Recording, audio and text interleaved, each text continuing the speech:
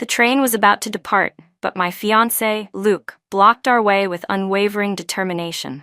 He insisted on waiting for Susan, the girl who'd gone to the river to wash her face, acting as if she were some kind of princess. This was the last train heading to the state-run textile factory. If we missed it, we'd be stuck in the countryside for good. At the final moment, just as the train was pulling out, I clenched my teeth and called for the others to help drag Luke onto the train. That's how we managed to get in. We became proud workers at the textile factory. But Susan missed the recruitment and had to stay behind in the village, where she was forced to marry an old widower. Within 3 years, she had 2 children. During her last childbirth, she died from complications. Even after death, she was given a ghost marriage. Luke's expression was blank, unreadable. But on our wedding night, he wrapped a hemp rope around my neck. His eyes were bloodshot as he growled, "It was your cold, poisonous heart that kept Susan from getting the chance to work in the city. She suffered so much in her life. Why do you get to live so well?" When I opened my eyes again, I was back at the moment just before the train was about to leave. I saw Luke turning to glance toward the river, waiting. This time, I let go of his hand. Let him face the consequences of his own actions. "What's the rush?" he sneered. "You in such a hurry to reincarnate? I've got all the referral letters right here. If you think you're so capable, go on. Get on the train." Luke's voice was hoarse with emotion, his face twisted with grief. But without those letters, we couldn't even board the train. Hearing the argument, I stood there in a daze, the despair and terror of death still clinging to me. Under the blazing sun, a few of the young men traveling with us were shouting at Luke. Someone tried to grab the referral letters, but Luke's face distorted with rage as he held up a match. "Push me one more time, and I'll burn them all. Nobody's going anywhere." At his words, everyone's face went pale with fear. Being able to enter the city and get a factory job was like a miracle from heaven. "Luke, are you out of your mind? If you want to wait for Susan, then do it alone. Why drag the rest of us down? Yeah, give us back our letters." Even with everyone shouting at him, Luke stood firm, his eyes dark and hostile. When someone tried to get closer, he struck the match. One more step, and we all go to hell together. Everyone froze, stunned. No one dared to make another move. "You're all so selfish," Luke hissed. "We're from the same village, some of us even related by blood, and you're just going to abandon Susan like this? Her referral letter is with me too. If we leave now, what happens to her?" Luke was the village chief's son, and he carried some weight back home. Before we left, the chief had entrusted all our letters to him, and he promised he'd take care of them. We agreed, thinking it was safer that way. Now everyone regretted that decision bitterly. Someone tugged at my arm, saying, "Lena, please talk to your fiancé. If this drags on any longer, we'll miss the train." I lowered my gaze. Since when has Luke ever listened to me? The only person he ever cared about, always and only, was Susan. My father was a martyr. The day I was born, the news of his death arrived, and the shock sent my mother into fatal hemorrhaging. I was raised by my grandfather, but after he passed, I was taken in by the village chief's family. To outsiders, it looked like an act of kindness.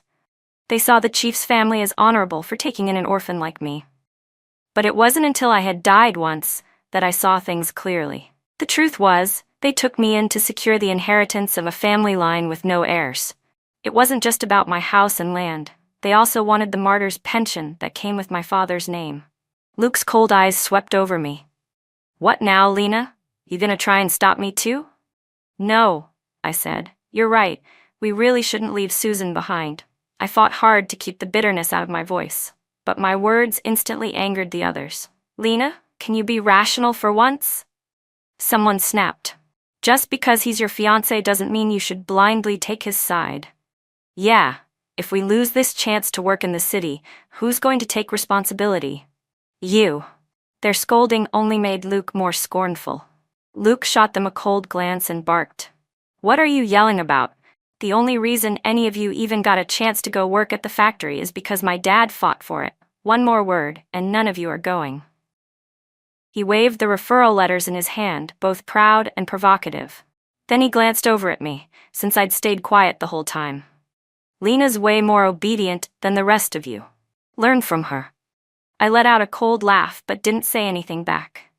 Luke was always good at making himself look important. But let's be real, those extra factory spots didn't come from his family's connections. Everyone here either came from a martyr's family or had parents who'd made major contributions to society and were struggling to get by. The only ones who got in through my dad's connections were Luke and Susan. Luke was the fiancé of a martyr's daughter, me, so, of course, the organization reserved a spot for him. As for Susan, she went around telling people she was my dad's goddaughter and even got the village chief to back her up.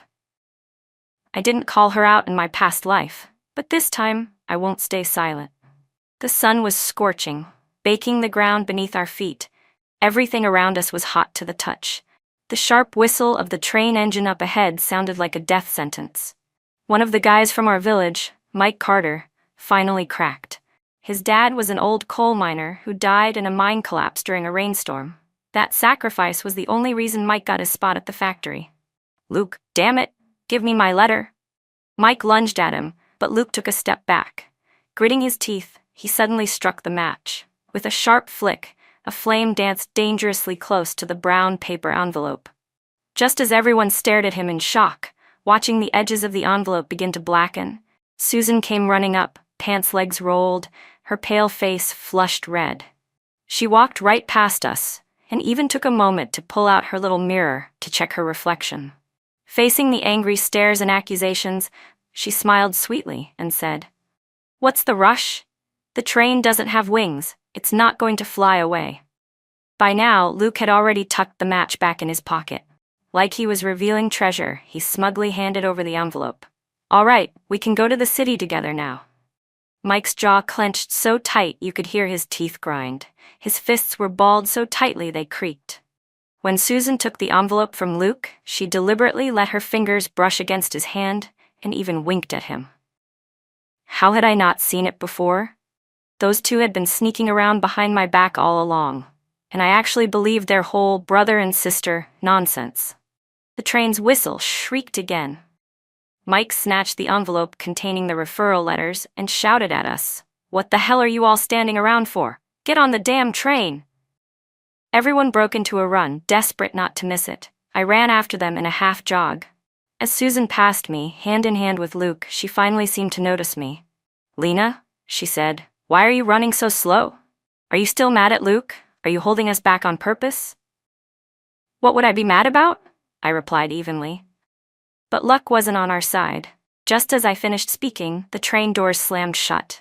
It began to pick up speed, pulling away from the platform faster and faster, with the noise around us suddenly becoming unbearably quiet. My voice, calm and flat like dead water, broke the silence. "I haven't visited my grandpa's grave yet. Maybe it's not so bad missing this train after all." The train moved farther and farther away, and soon even the sound of the wheels on the tracks faded into silence. A few of the girls began sobbing, their hands covering their mouths to stifle the sound. Mike and the others looked furious, their expressions dark as storm clouds. Someone grabbed Luke by the collar and screamed, "You son of a bitch! You happy now? This is all because of Susan. She just had to wash her damn face. What, her skin would have fallen off if she skipped it for once?" Susan's face turned ghostly pale. She trembled and tried to hide behind Luke. I didn't mean to," she stammered. Luke turned and glared at me with hatred in his eyes. "Lena, stop being so damn passive-aggressive. No one wanted this to happen." "Passive-aggressive?" I smiled, my voice echoing across the empty platform, strangely cold. "You think I'm the one being passive-aggressive?" Mike even turned his anger on me. "Lena, your fiancé pulled this crap, and you don't think you're responsible?" "Yeah," another person chimed in. "We trusted you. That's the only reason we let Luke hold on to our referral letters." The rage burning through the group needed somewhere to go, and I understood that. I nodded. I wasn't going to fight them. Not now. Not like this. Meanwhile, a few of the guys had already landed punches on Luke. He held his ground, to his credit, not making a single sound. It wasn't until a few girls pushed Susan that Luke finally lost it. He pulled a pair of scissors out of his pocket and snarled, "Touch her again, and I swear I'll ruin all three of you." Seeing how unhinged he looked, everyone finally backed off. Susan clung to him, sobbing miserably in his arms. Luke comforted her while snapping coldly at the rest of us. What's the rush? Even if we miss the train, I've got other ways to get you all into the city. Everyone stared at him, eyes filled with shock and disbelief. Luke smirked. A few days from now, a military unit will be passing through here. We've got referral letters. The army won't turn us away. That was the moment I became completely certain Luke had been reborn too. In my previous life, there had indeed been a military unit that passed through. Susan had tried to follow them into the city, but she didn't have the necessary documents. Someone asked quietly, "How do you know my dad's the village chief?"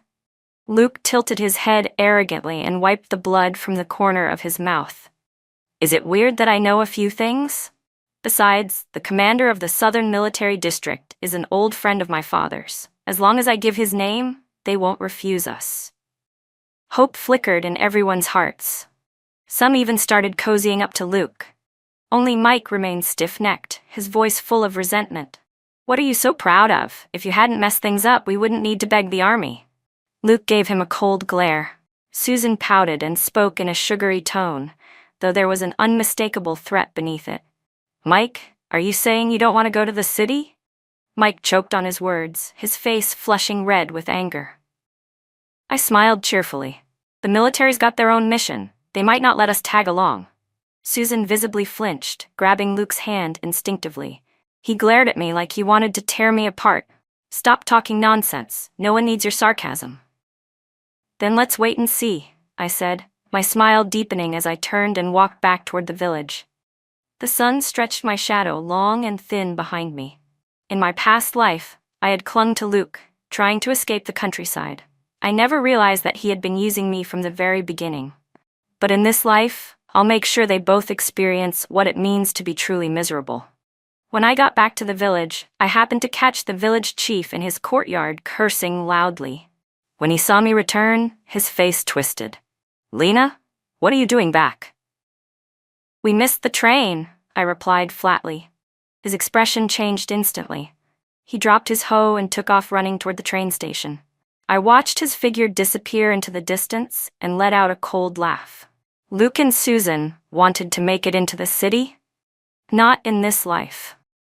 The first thing I did after getting home was send a letter to the authorities requesting the cancellation of my engagement to Luke. In that letter, I laid everything out in detail.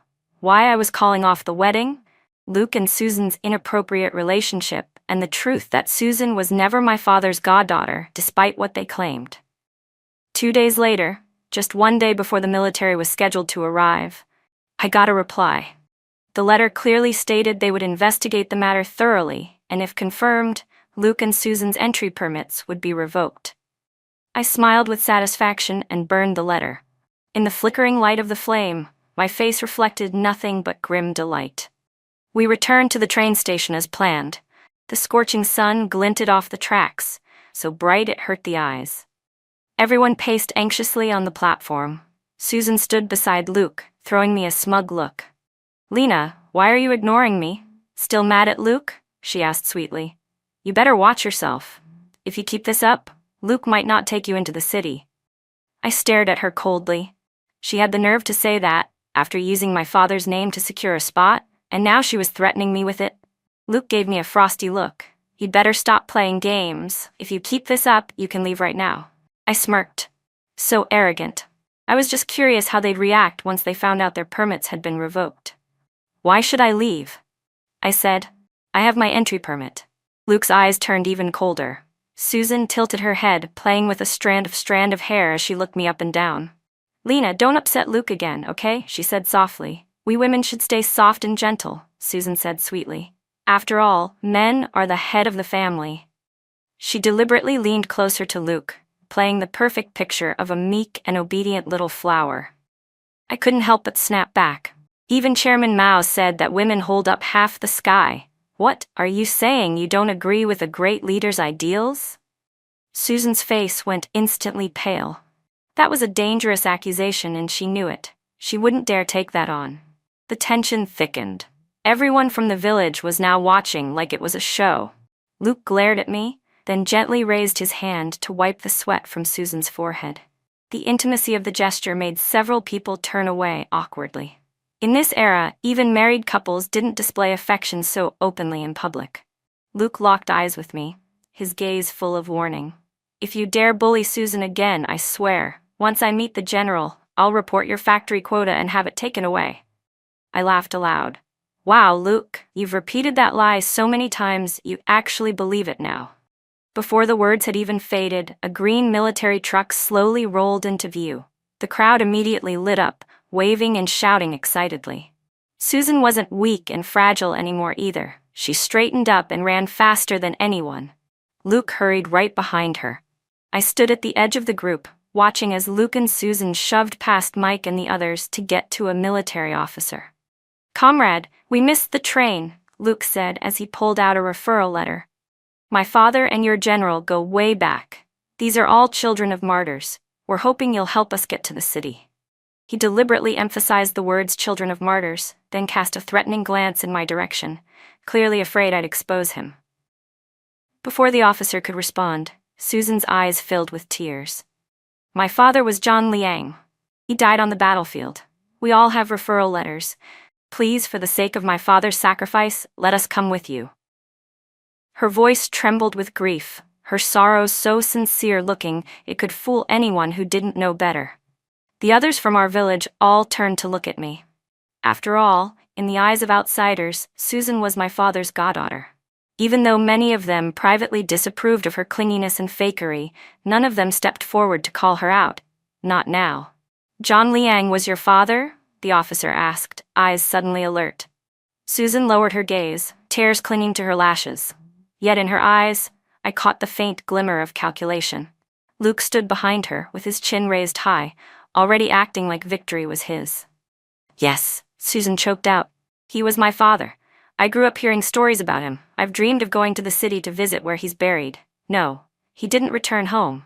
He and his fallen comrades lie forever in the martyrs' cemetery. Gasps broke out around us. A few of the soldiers even wiped tears from their eyes. Clearly, they were moved by what they saw as her deep filial devotion. The officer's expression turned solemn and respectful. He saluted her, and that's when I finally spoke. Susan, are you really John Liang's daughter? Her face turned ghost white. She clutched her referral letter tighter. Luke immediately jumped in front of her, eyes blazing. Lena, stop making a scene. What, are you jealous now?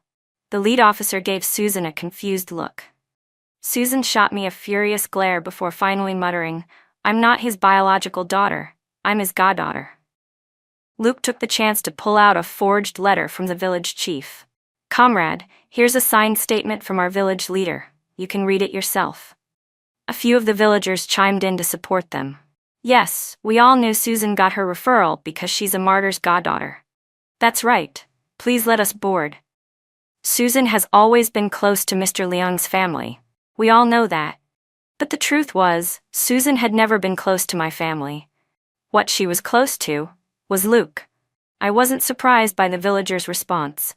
They didn't like Susan either, but they were all afraid that if she got into trouble, it would ruin their own chances of getting into the city. The officer frowned, then took my documents and examined them carefully. His expression shifted. Then he turned to me with a serious look and said, Comrade, please board the truck. Luke opened his mouth to snap at me again. He wasn't done, but the officer stopped them. I've never heard of John Liang having a goddaughter. Luke and Susan's faces turned ugly. They exchanged a panicked look, unable to get a single coherent word out. The officer continued, You'd better not be lying. If you are, you're looking at prison. I stood quietly among the crowd, smiling at Luke and Susan. The other villagers just looked at one another, not daring to say anything. To be honest, most of them had always doubted Susan's claim of being my father's goddaughter. Everyone in the nearby villages was at least distantly related, and no one had ever heard of Susan being connected to my family. There had been plenty of whispers behind closed doors for a while now. At that moment, I spoke again. It's true. That statement was written by the village chief. Everyone turned to me in surprise. No one expected me to speak on their behalf. Even Luke and Susan's eyes lit up with hope. I smiled. But I never said Susan is my dad's goddaughter. I only said the village chief wrote the letter. The officer, hearing that even I wouldn't confirm Susan's identity, didn't hesitate further. Still, he let Luke and Susan board the truck. The vehicle started to pull away slowly. Sitting inside, the two of them looked relieved, like they just dodged death. I watched them, my face calm, though a storm was raging in my heart. Just moments ago, I'd considered exposing them right then and there. But no, letting them off that easily would be a waste. If anything, they might still find another way into the city later. So why not let them on, bring them all the way, and personally crush their dreams? When we arrived in the city, everyone looked around with wide eyes, amazed and curious. Susan clung to Luke's hand, giddy with excitement. "Luke, this place is amazing. Luke cut her off. He'd forgotten for a second that he wasn't the well-off city worker he'd been in our last life. He had just come from the countryside. He didn't have a cent to his name. Just then, Luke glanced at me. "You should pay for her." "Why?" I looked at him, completely unimpressed. "Because if it weren't for me, you and Susan wouldn't have made it on the truck," he snapped. I raised my brows, about to respond with a cutting remark, but Mike pulled me aside. All right. We've got to get to the factory and check in. Don't waste time." The other villagers jumped in to calm things down too.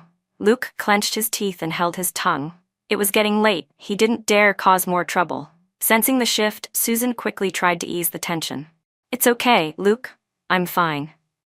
Her sweet tone only made Luke's heart ache more for her. He gave me a hard tug. "Watch yourself," he hissed, then stormed off with Susan in tow. As they passed me, Susan cast me a smug sideways glance. "Serves you right." At the textile factory, Susan rushed to hand in her referral letter before I could. She even leaned close to whisper in my ear, "Your dead father turned out to be quite useful. Be sure to thank him for me." I clenched my teeth. "You sure about that? Hope you don't regret it."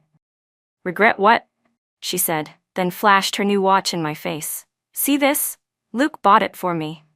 She looked over at Luke, who was speaking with the factory official. Her smile widened.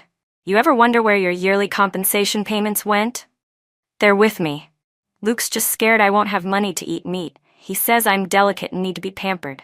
You're the type who should eat husks and bark." Rage boiled inside me.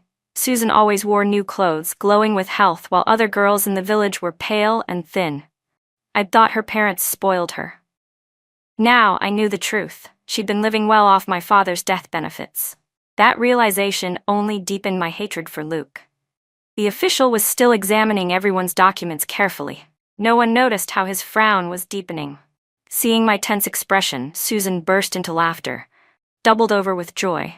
Luke kept glancing at me from the corner of his eye, a warning in his stare, "Don't make trouble."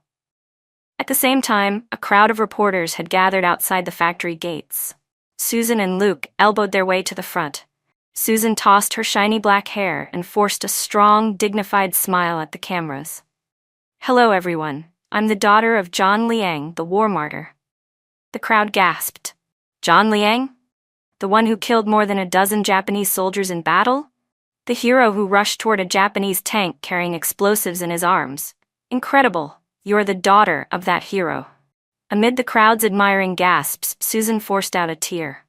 "Since I was a child, I dreamed of coming to the city to see where my father lived and to follow in his footsteps, contributing to the great cause of building our country." Luke stood beside her, chest puffed out. "That's right. My father's the village chief. He worked tirelessly to help Susan get a place in the factory. When we missed the train, it was because of me and my father reaching out to the army that these children of martyrs could still chase their dreams of building the nation." As he spoke, he shot me a warning glance, as if to say, "If you dare say a word, you'll regret it." The other villagers looked uncomfortable, red-faced, but none of them stepped forward to expose the lie. No one wanted to offend the village chief, not when their own families were still back in the countryside. Mike clenched his fists, shaking with fury. He started to lunge forward but was pulled back by someone beside him. "Have you forgotten your mom's still in the village?" the guy whispered, helpless and aggrieved. Mike stopped cold, like a bucket of ice water had been poured over his head. Luke looked at him with smug satisfaction and let out a cold snort. Just then, a reporter pushed a microphone in front of me. "Hello, are you also a child of a martyr?" I smiled faintly and looked at Susan. She quickly stepped in front of me and pinched my arm hard in a spot no one could see. She wanted all the attention for herself, basking in admiration as the so-called daughter of a martyr. Being a goddess wasn't enough for her. She wanted the real title. Luke leaned in behind her and whispered in my ear, his voice low and threatening. "Don't make trouble, I'll marry you. Once we're settled at the factory, we'll file a marriage application." The reporters were visibly confused by the strange exchange. Susan quickly put on a fake smile. "Sorry about that. My cousin here is just really shy around strangers." Losing interest, the reporters turned away and ignored me. I quietly stepped back into the crowd, watching them with cold amusement. Keep going, I thought. The higher you climb, the harder you fall. Seeing that I stayed quiet, Susan lifted her chin arrogantly and went on spinning her tale into the cameras, painting herself as a brave and determined daughter of a war hero who had grown up in hardship and never backed down. That's when the factory supervisor suddenly stormed out of the building, his face dark with fury. Several stern-faced staff members followed behind him. My heart thrilled. "Here we go. Time for the show to begin." His gaze locked on Susan and Luke. "You two? Come with me to the office." Susan's smile nearly fell apart. She nervously grabbed Luke's hand. He looked shaken too. Luke glanced at me, and I gave him a calm, pleasant smile. That look gave him a bad feeling in the pit of his stomach, but he tried to play it cool. "Sir, is there some kind of misunderstanding? Did someone say something untrue about us? All our documents are legitimate." The supervisor slammed the referral letters down on the ground. "You had the audacity to forge documents and pose as children of a martyr." Susan and Luke's faces went ghost white. The crowd exploded in shock. Reporters started snapping photos wildly. "No, it's not like that." Susan stammered, shaking her head. I am a child of a martyr. I'm his goddaughter." She was trying to use that false title to slip by once again. Luke was sweating through his shirt but still tried to defend them. "Sir, this is slander."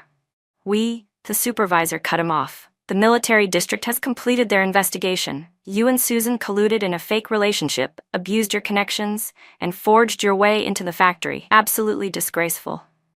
At the words military district, Susan's legs gave out. She collapsed to the ground and trembled. I didn't mean to. I just wanted to get into the city." Luke panicked. He whipped his head toward me and shouted, "Lena, you did this. You set us up." I hid behind a reporter, pretending to be frightened. I just couldn't stand by and watch someone suddenly claim to be my father's daughter.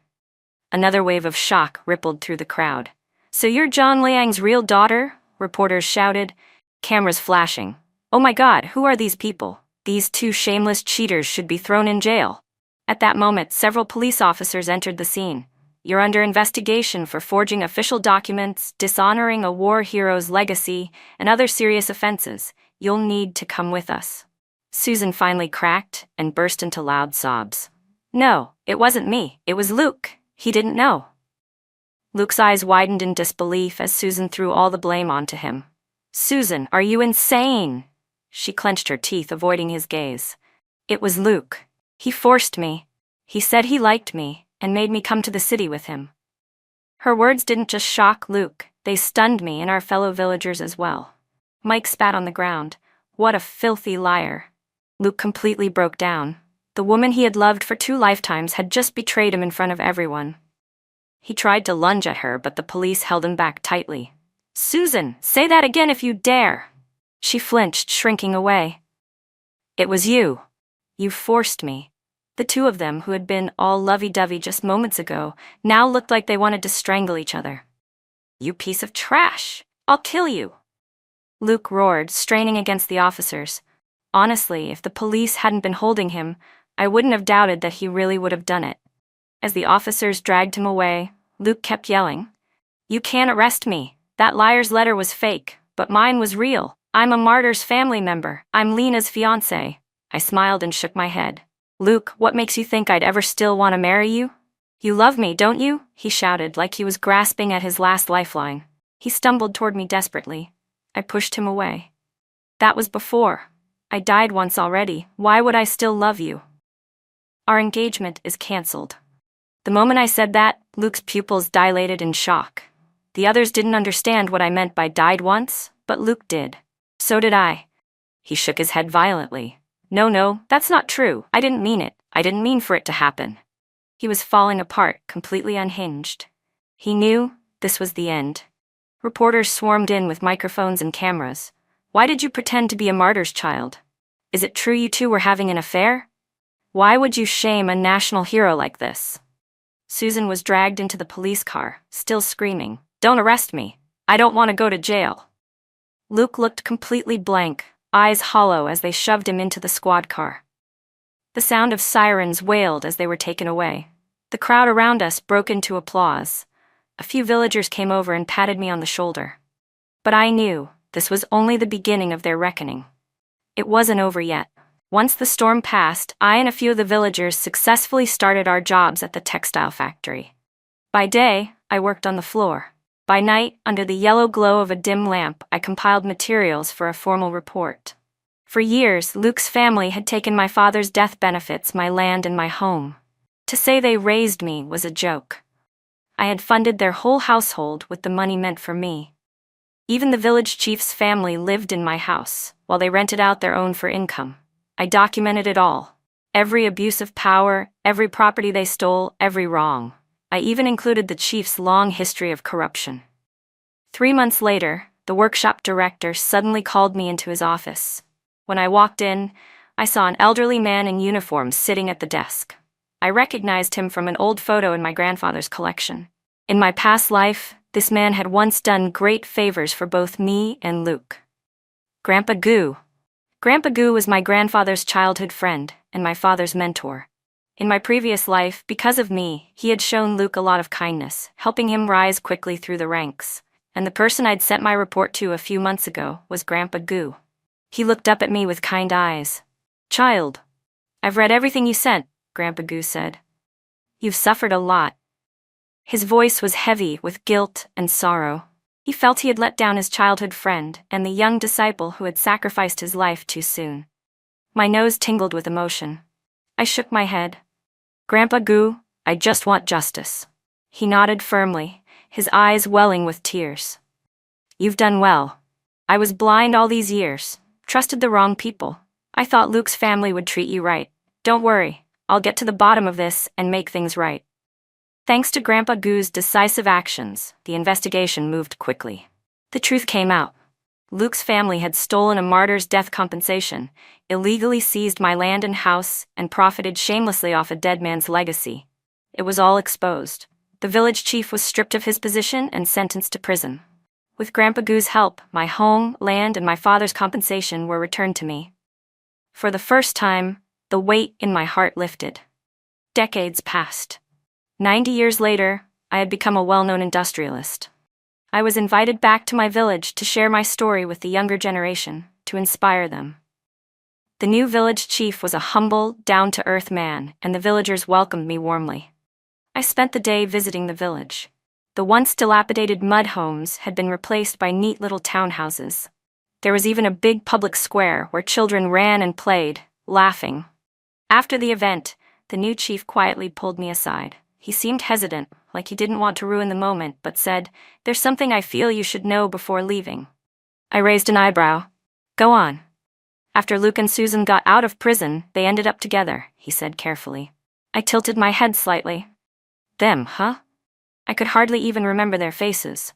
"Are they doing okay?" I asked lightly, as if inquiring about two old acquaintances. The chief let out a sigh. "Luke, he's completely ruined. That bastard stumbles around drunk all day and beats his wife. Whenever he gets drunk, he starts yelling about how he was once a big shot at the factory. Claims even the general had high hopes for him. It's ridiculous." He shook his head. "Susan, well, she's bitter all the time. Screams at Luke constantly. Half a year ago, they got into a fight and she had a miscarriage." The chief shrugged, his face caught somewhere between pity and resignation. I nodded silently. I no longer had anything to say. Once I had hated them with every fiber of my being, but now they couldn't stir the slightest ripple in my heart. Early the next morning, I wandered through the village alone. As I walked toward the western edge of town, I saw two familiar figures, familiar, yet distant. It was Luke and Susan. Luke looked worn down by life, his back hunched, streaks of white in his hair, his clothes yellowed and threadbare. He was a far cry from the ambitious man he had once been. Susan stood in front of him, hands on her hips, hurling insults. Her clothes were rumpled and dirty, her whole appearance disheveled and bitter. Her voice was sharp and shrill. "Oh, what? Regretting things now?" she sneered. "I heard Lena came back and now you're acting weird. Well, it's too late. She wouldn't look twice at you now. Get lost." Luke shoved her away. There was a flash of rage in his eyes, but it quickly faded into helplessness and numb acceptance. "I know I'm not worthy of her," he muttered. "A failure like me deserves to be stuck with someone like you." "You loser," Susan snapped. "No wonder she dumped you." They kept throwing jabs, spitting venom at each other. Neither of them noticed me standing nearby, watching in silence. I don't know how long I stood there, until Luke suddenly looked up. Our eyes met, and he froze in place. Susan followed his gaze, and the color drained from her face. She stumbled backward. "Lena," Luke murmured my name. I didn't answer. I turned to leave. But Susan gritted her teeth and ran after me, her eyes burning with resentment and humiliation. "Are you happy now? You ruined my whole life. All of it was because of you." "No," I said, turning back calmly. "You destroyed yourself, with your greed and selfishness." Susan opened her mouth to say more, but Luke yanked her back roughly and shoved her behind him. Luke muttered a few harsh warnings to Susan, then turned his eyes to me. His face was full of regret. "Lena," he said, "I know I was wrong. These past few years have been hell for me. I regret everything so much. Lena, I've divorced Susan. Let's start over. I promise I'll treat you right this time." Before I could even react, Susan slapped Luke hard across the face. Luke struck back without hesitation. His hand landed squarely on her cheek, sending her crashing to the ground. A rush of dark, glaring blood pooled beneath her. She'd miscarried. My eyes widened. I ran to get help. As I turned to leave, Luke acted like nothing had happened. He even kicked Susan again as she lay curled on the ground, cursing as he did. "So what if the bastard's gone?" he spat. "Why the hell are you crying? You think I didn't know? Every time we were out of rice, you crawled into that old man's bed at the edge of the village. That kid was never mine." Behind me, I could still hear Susan's shrill cries mixing with Luke's foul curses. Their voices echoed across the empty west end of the village, sharp and jarring. Once the village chief and his people arrived, I quietly walked away. Later, I heard that Susan had lost the child. When the old widower at the edge of the village, apparently the man Susan had been involved with, found out, he broke down sobbing and even got into a brutal fight with Luke. They went at each other with real hatred. Especially Luke. Years of drinking and refusing to work had left him weak. He couldn't even beat the old man. In the end, he was beaten so badly that he lost the one thing that made him a man. Back home, I sat in the courtyard, staring blankly at the book in my hands. The hatred and pain I once carried had long since faded. Watching the misery Luke and Susan lived in now stirred no sympathy in me. They had made their own choices and created their own destruction. I had climbed out of that dark place with my own strength, step by step. Ahead of me was a bright, open future. A gentle breeze swept past, as if my grandfather and the others were answering me from afar. I stood, tears sliding down my cheeks, my heart at peace at last.